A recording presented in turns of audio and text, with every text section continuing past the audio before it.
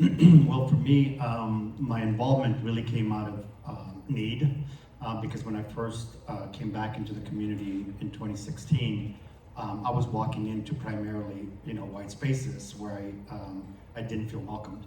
And so for me, my work really started there. And I'm one that I don't sit in the problem. I think about whenever I walk in somewhere and something doesn't feel right, I always think about what's going on and how can I help.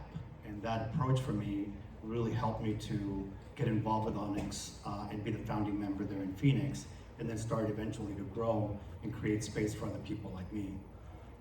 So my work, has been really focused around that. I started building really strong partnerships with the title holders and with our local clubs.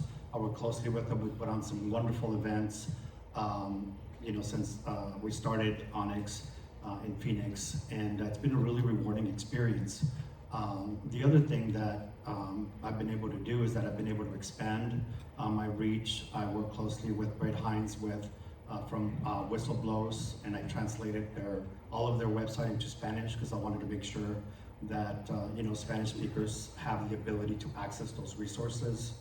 And then the other thing I've done is that, particularly in this, because I also live in a red state, the other thing that I've really focused on is this time is calling for us to do something very different.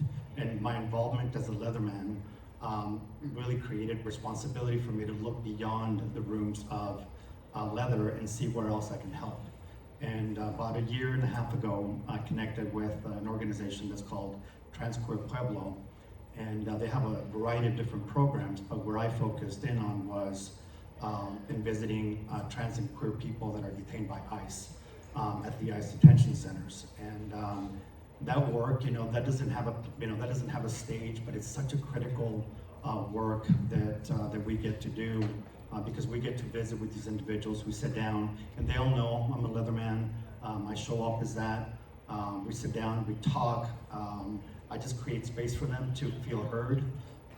It's tough work, but it's something that's necessary. The other thing that I always like to encourage people is that if you're sitting there and you're wondering, what can I do with or without a title? And I think about, start where you are. If you see that there's a gap, fill that gap. If you see somebody that's lonely that needs to talk, go talk to them. If the spaces that you're walking into don't feel inclusive enough, then be a part of making it better. Because for me, it's been really about stepping in, being willing to do whatever work I need to do to create space for all of us, particularly right now. It's so critical that we work closely together as we look at the what's going on in the other world that we don't like to even think about. But the work that we do as leather folk is really important, not only inside within our own communities, but also what we're doing outside of that.